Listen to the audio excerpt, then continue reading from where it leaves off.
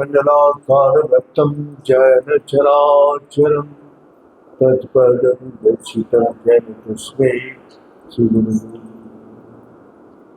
गुरु ब्रह्मा गुरु विष्णु गुरुदेव महेश्वर गुरु साक्षात् परं ब्रह्म तस्मै श्री गुरुवे। आज गुरु पूर्णिमा। तो गुरु पूर्णिमा का दिन, गुरु का विषय चर्चा ही सबसे हम लोग का जीवन मार्ग में चलने के लिए जो राह दिखाते, दिशा दिखाते, जो पकड़ने का, किसको पकड़ना है किसको छोड़ना है वो सिखाते हैं। तो यही है। तो हम लोग जब देखते हैं गुरु जी क्या देते हैं, अछूत मार्ग सद्गमायु, जो झूठ से सच को पकड़ने की कोशिश करो, तभी समाज दीर्घमायु, अंधकार में प्रकाश ही हमारा मार्गदर्शन कराते।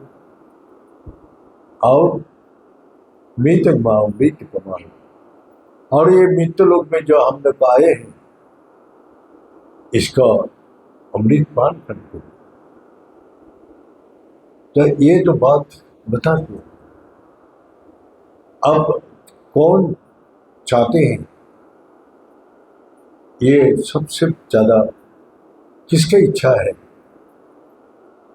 भगवान तो हमको दे दिया जन्म, अब इच्छा भी दे दिया, जाओ निवृत्ति मार्ग है, प्रवृत्ति मार्ग, उत्तरायण मार्ग, दक्षिण मार्ग, तुमको जिसमें चलना है चलो, मैं कुछ नहीं बोलूंगा, वो सिर्फ साक्षी स्वरूप। तो हम लोग बोला गुरु जी आशीर्वाद दे दो, गुरु जी आशीर्वाद दे दो। आज गुरु जी का आशीर्वाद मांगने के लिए हजारों फोन आते हैं। किसलिए? गुरु जी का आशीर्वाद से हमारा जीवन सब प्रकार बाधा को काट के, बाधा से पार करके अपना जीवन आनंददायक सुखदायक हो। गुरु जी हम लोग को ये शिक्षा दिया, जो आशीर्वाद मांगने से नहीं मिलता है, और आशीर्वाद हाथ उठाने से अगर सबको मिल जाते हैं तो हम हमेशा हाथ उठा के रखें। गुरु जी ये बात बोलते, अगर हाथ उठा के आशीर्वाद करने से सबको आशीर्वाद मिलता है तो मैं हमेशा हाथ उठा के रखूं। अब पंच पांडव और कौरव का बीच में जब लड़ाई होने के पहले सब आशीर्वाद मांगने लगे, तो भगवान बोला जाओ विश्व पितामह गुरु द्रोणाचार्य, अपना कुलाचार्य और भी ज्येष्ठ कितना भी है, सबसे आशीर्वाद मांग रहे। भगवान खुद भेज रहे, जिसके साथ लड़ाई होने वाला है।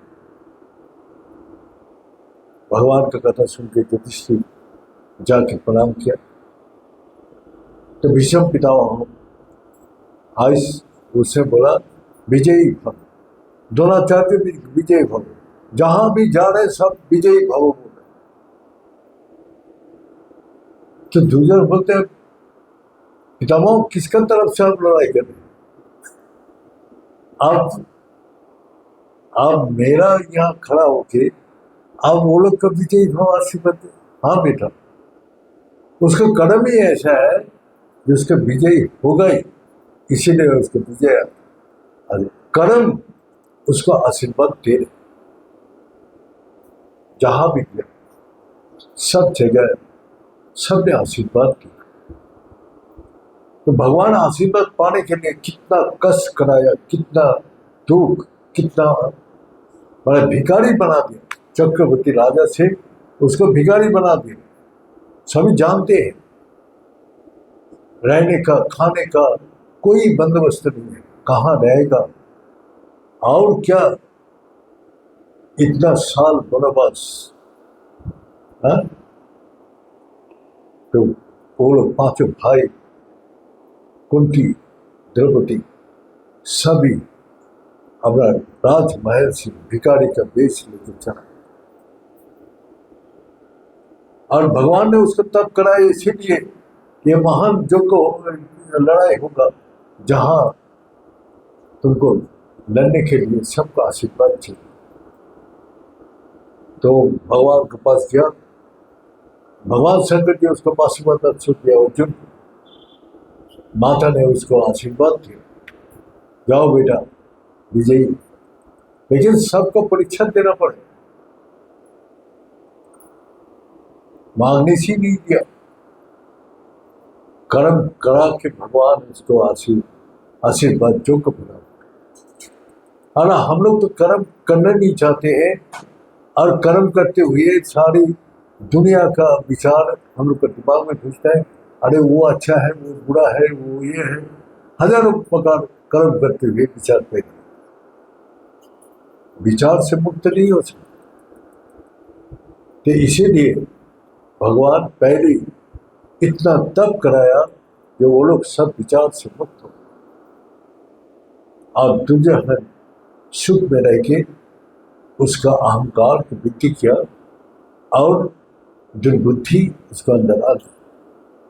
बोला ये मांगने आएगा तो मैं एक सुई बराबर, एक सुई का बराबर मैं जमीन नहीं दूंगा, लड़ो फिर। तो वही हुआ। अब दुर्योधन जहां भी आशीर्वाद मांगने जा रहे हैं, ऐसा क्या अपना माता भी गांधारी सती है, अगर उसका आशीर्वाद दे देता है तो भगवान को उसकी इच्छा पूरी करना पड़ता, लेकिन माता उसका आयुष्मान खो बोला। बोला माँ मेरे को आप क्यों आशीर्वाद नहीं दे? बोला बेटा तेरा भाग में आशीर्वाद नहीं, अपना माँ अपना बेटा को आशीर्वाद नहीं दे पा रहे। तो कर्म ही आदमी को आशीर्वाद दे, इसीलिए आप कर्म करते जाइए तो फल दे। एक दिन विवेकानंद इतना मैंने संसार का हाल इतना हो गया, उसको नौकरी का जरूरत है, घर में खाने का चीज नहीं है, अपना माता से झूठ बोलते हैं, माँ मैंने दोस्त का घर में खाना खा के पानी पी के सो जाते, 1 दिन 2 दिन 3 दिन। लेकिन रामकृष्ण परमहंस सिंह का पहुंचा,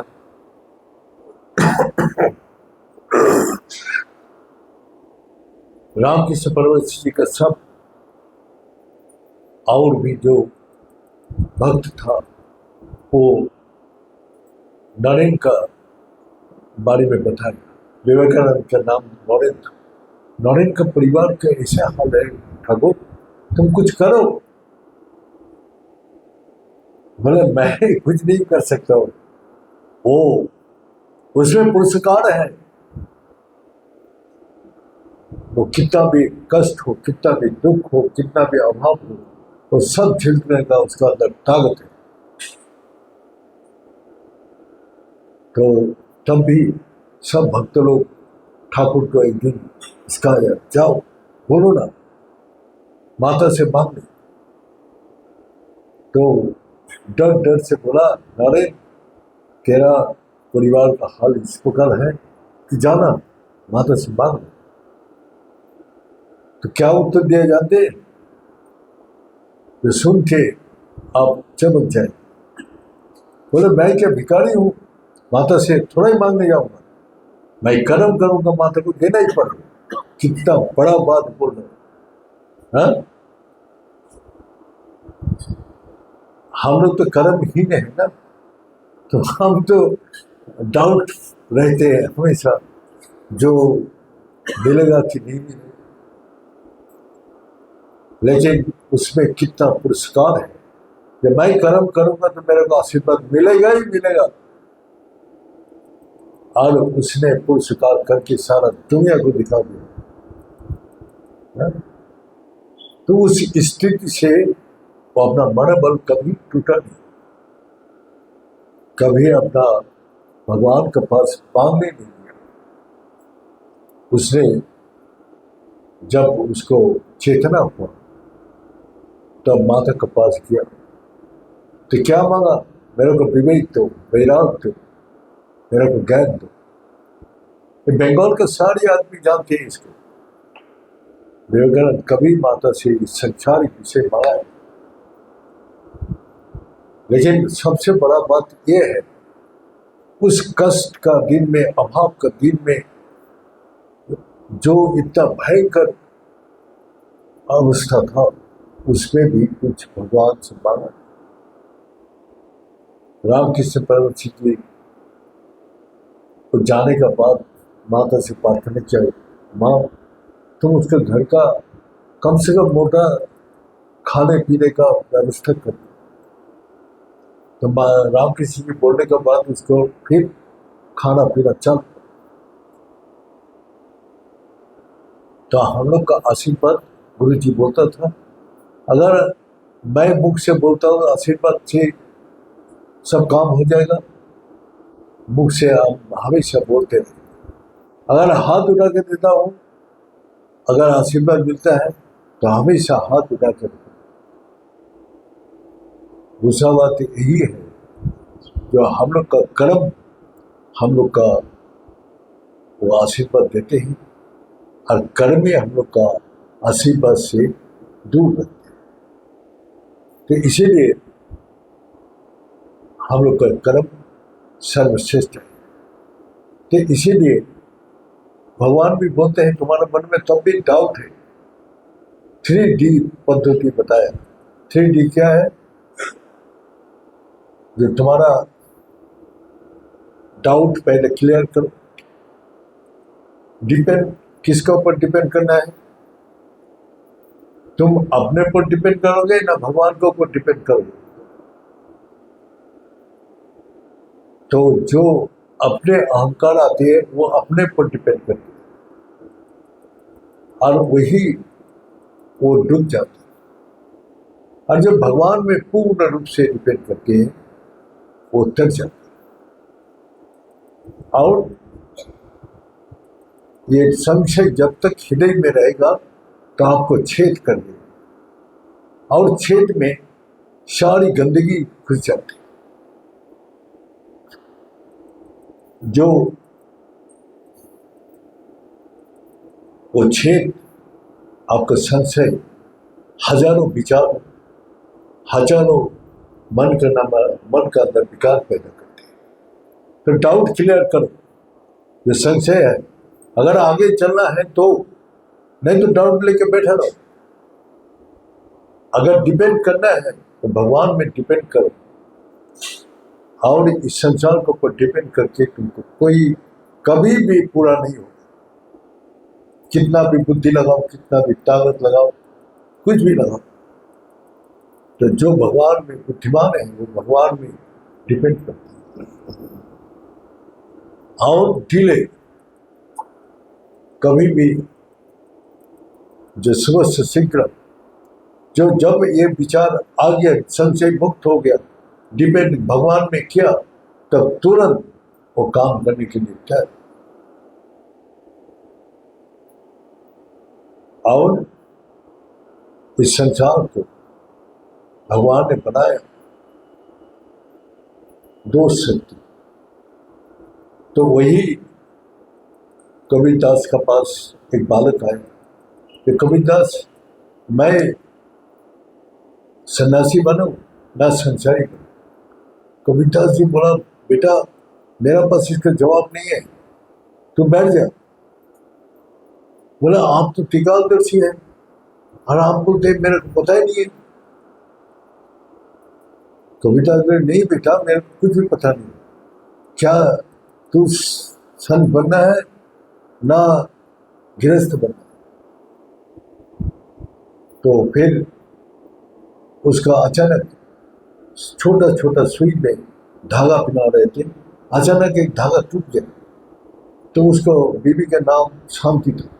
शांति, अरे जोत जला के लाना, धागा टूट गया। उसका बीवी को भी पता है तो कबीर दास का हाथ बिल्कुल सही है 100%, लेकिन उसका बीवी कुछ नहीं बोला।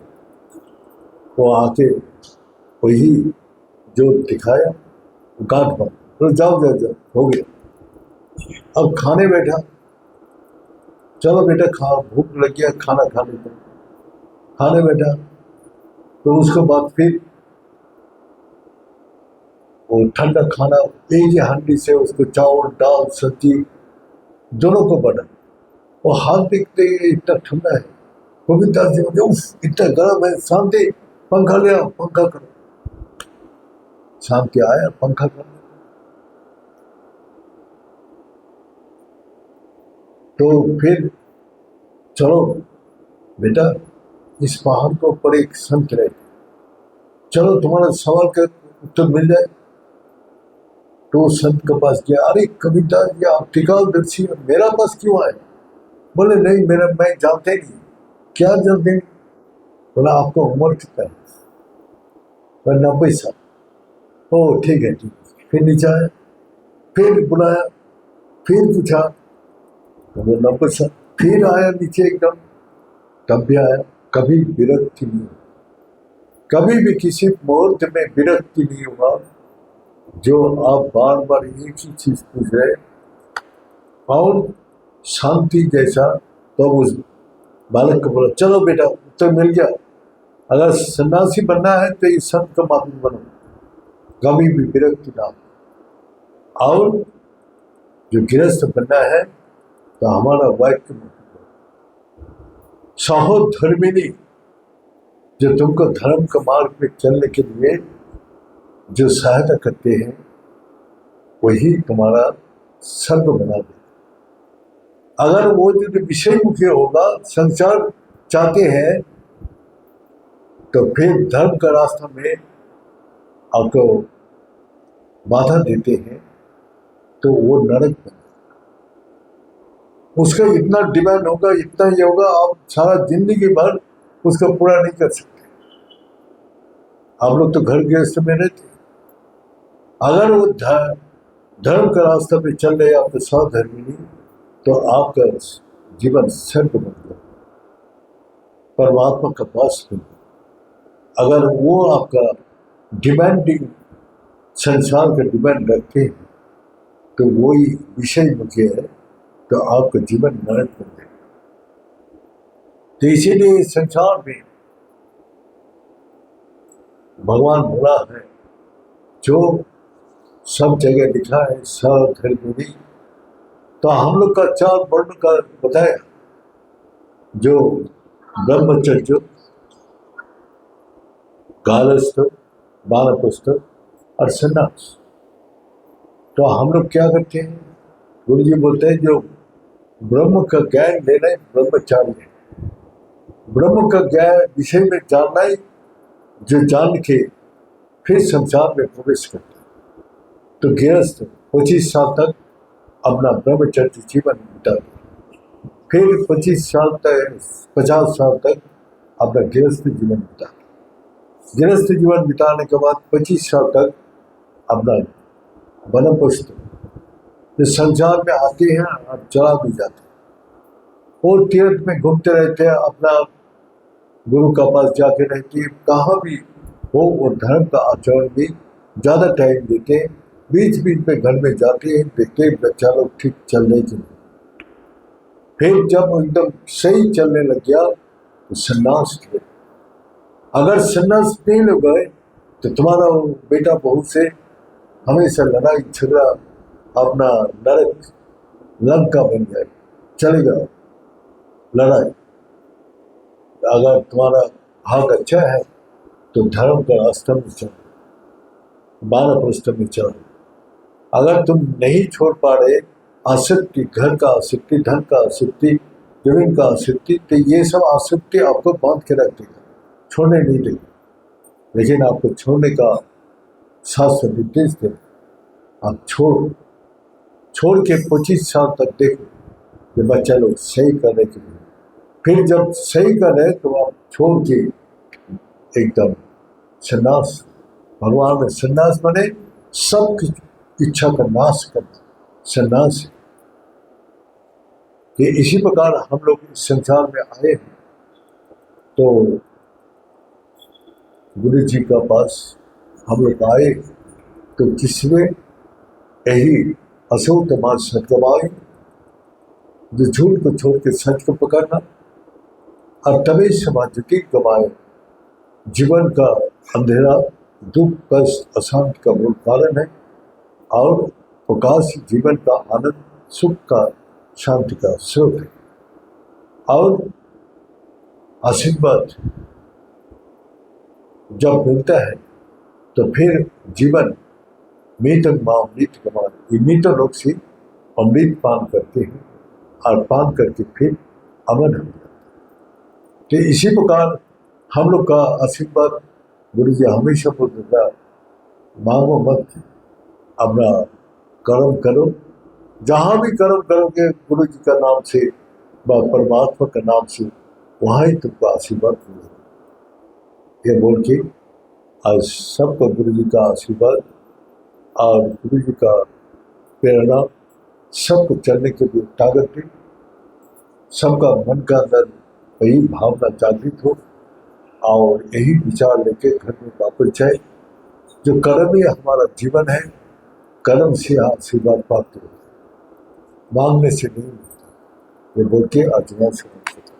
ओम पूर्णमद पूर्णमिदं पूर्णात् पूर्णमुदच्यते पूर्णस्य पूर्णमादाय पूर्णमेवावशिष्यते। ओम शांति शांति शांति।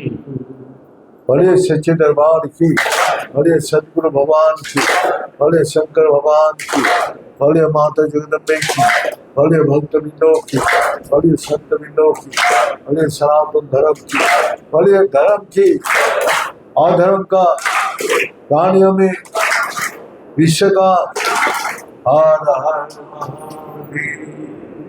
ओम गुणाय पुनरुपाय पूर्णानंद प्रदायिने संसार सागर त्रत्राय संभवाय नमः नमः।